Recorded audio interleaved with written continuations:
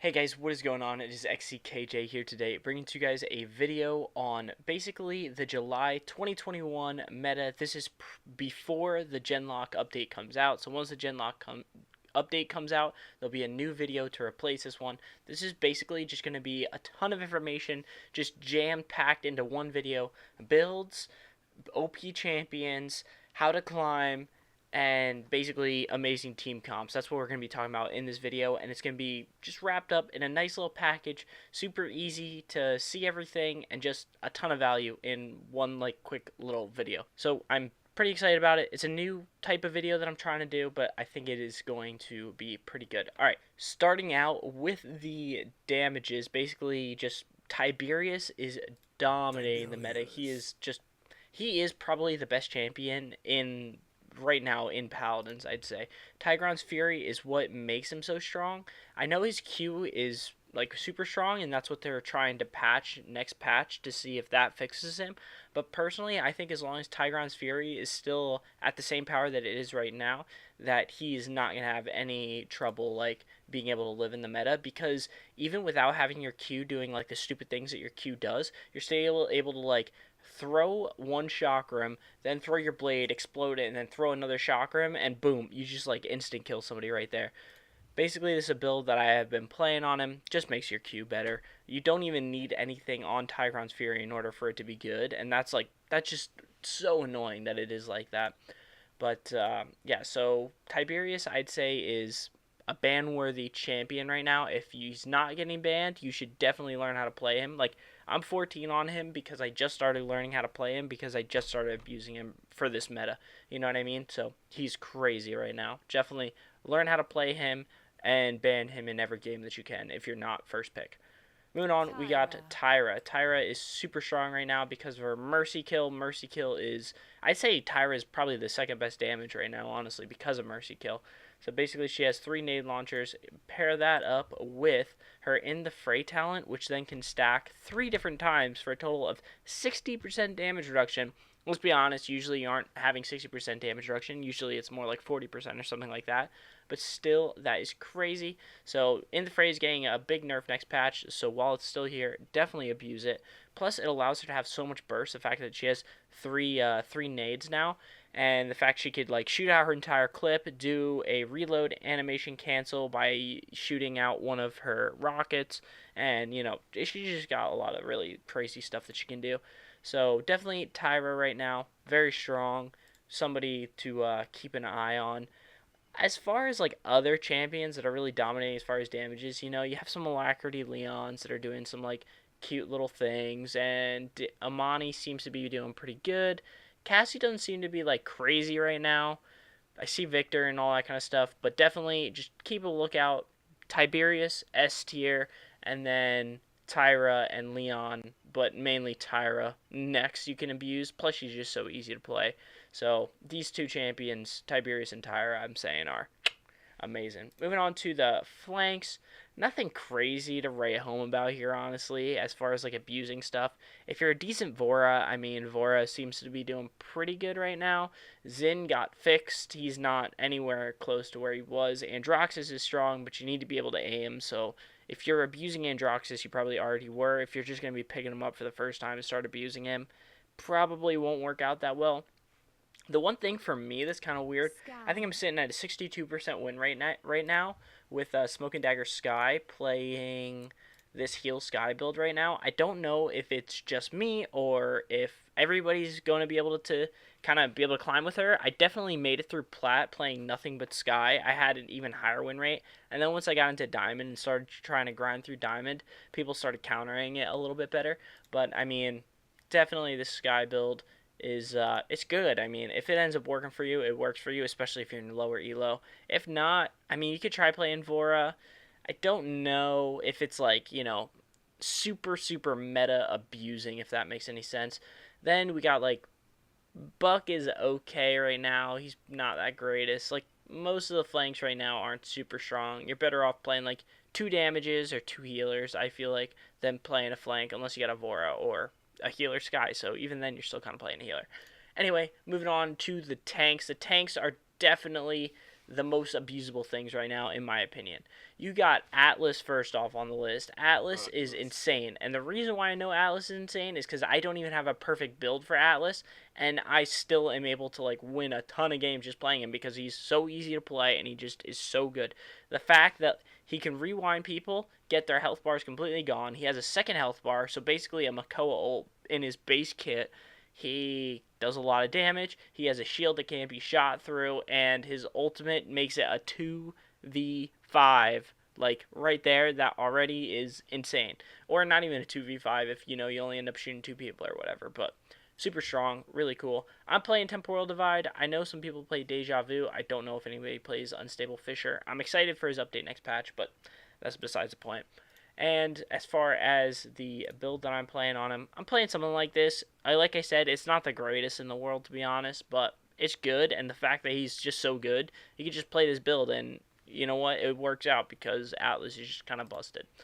Moving on, we have Terminus. Terminus is like another, he's close to where Tiberius is, that, ban him or play him, and if the other team has him, just cry, because he's that strong. I see people playing Crush, but I'm not a huge fan of it. Decimation is where it's at right now. Just play Decimation with the reset build. Basically, you need Abomination and Necromantic Might on 5. And once you have those two cards on 5, you can just throw up your Siphon, collect all your Calamity charges, shoot them into shields, shoot them into people, whatever the heck you gotta do, and then boom, you reset your shield, and it's super strong. He has a lot of like presence on the point, can make a lot of space, really great, and also the fact you can pick him and then play him as an off tank or a point tank with the exact same build. So with that being said, that's pretty much like the two abusable tanks right now. Fernando kind of is in this weird spot where I think that you can get away with playing him on the point and people kind of don't know how to deal with him, and he's really, really strong too. He's got a great shield, and he's got just, has a lot of presence, and he kind of falls into the same spot as Terminus does, where, if your last pick ends up just picking point tank or something like that, you could just play it as an off tank. Aegis is a great point tank build. That is the abusable one, in my opinion. Like, play Aegis, and then just play the Towering Barrier that reduces the cooldown of shield, and then you get it, like, every 4 seconds or something dumb like that. And it's a huge shield, too. So, Fernando, definitely really strong. If you just need a tank that you're like, I don't really play tank, I'm not that great at tank, I just want to play tank, or like I'm last pick and I need to play a point tank, just play Mother's Grace and Nara, and you'll be fine. So yeah, Mother's Grace, and then literally just grab this build right here, and you'll be set. All right, Khan is like okay, he's pretty good right now. I'm talking about him, right? So he's pretty good, but not as good as like Atlas and Terminus are. Barrack is pretty good. All the tanks right now are just pretty good. Like, if you play Terminus, Atlas, Ashe, Barrack, Nando, Anara, Khan, Makoa, and that's pretty much, and Terminus, yeah, I think I already said that. Then, you're pretty much not feeding or whatever, but I would say, for the sake of this video, talking about just abusable things, Terminus, Atlas. Moving on to healers.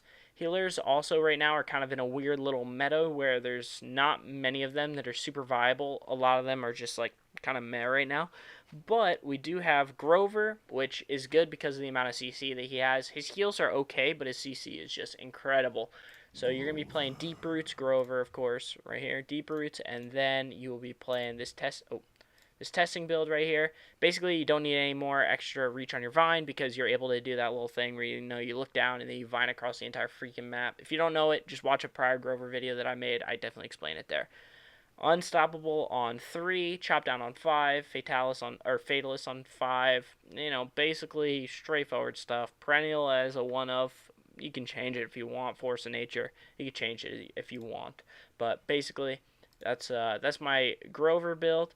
The other champion I'd say that you could really abuse right now is Saris. And basically, you're just going to play Mortal Reach. And also, guys, super easy to play. So if you're, like, new to the game and you just want to get to the highest rank possible or just win a lot of games, Mortal Reach mixed with this heal build right here, I promise you are going to become a heal bot and you are not going to lose. It's insane the things that you can do. basically Fade to Black is what's so strong right now. So for these next 2 weeks until they nerf it, man, you better be abusing Fade to Black because it is just so strong. You just are having your Ghost walk up constantly, constantly. Grok right now is okay. You got to play Maelstrom because what's it called? Totemic Ward is uh, the Totemic Ward is currently bugged. It does not give that increased 30%. So you got to play Maelstrom. And honestly, I played him the other day and kind of had trouble keeping space with him. Like, I don't know what was going on. I had some trouble playing him, though, in some higher elo games. So, but I do see people playing him, and I know that he was kind of good right now. As far as, like, the best healer in the meta, I'd say it's Maldamba currently. Just playing, here, I'll show you the build of talents. Just playing Spirit's Chosen and this DR heal build right here. I'd say he is the best healer, but he's a little bit more challenging. He has 2 CC in his kit. He has 2 different forms of CC. He has his stun and his fear, and then he's got just crazy healing. He feels like he heals more than Ying, honestly, and Ying doesn't have any heals at all. So, yeah, it's pretty much everything as far as champions to abuse and stuff like that. Now, as far as team comps, just make sure, definitely, I'd say having people are like, always trying to figure out stuff. Like the double healer meta was a thing for a while, and it still is really good right now. They're buffing Cauterize to try and nerf it, and since they are buffing Cauterize to try and nerf it, it kind of shows us, hey, double healer is kind of really good right now. So playing something like a Tiberius mixed with a healer Sky and an Atlas Terminus, or an Atlas Fernando or something like that, mixed with a Grover or something, that's gonna be crazy. Or if you're able to get, let's say, like a Grover with a damage Grok mixed in there, and then you have a Tyra and a point tank barrack or something. I don't know. You know what I'm saying? That kind of stuff. It's going to get you to win. I'd say I really kind of like playing that double healer, though. It seems like it works out pretty well, and people seem to be not really having a big problem playing it. Everybody seems to be, like, cool with you if you do pick it in ranked.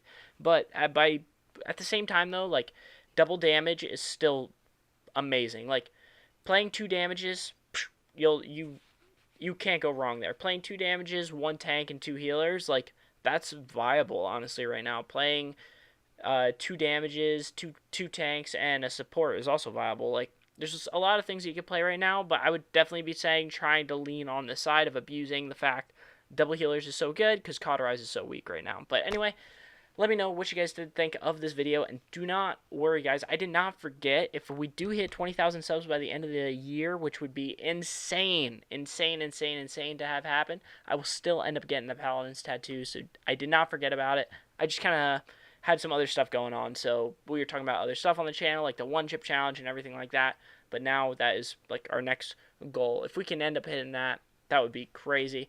Anyway, let me know what you guys think of this new type of video, and I will see you guys in the next video. Peace.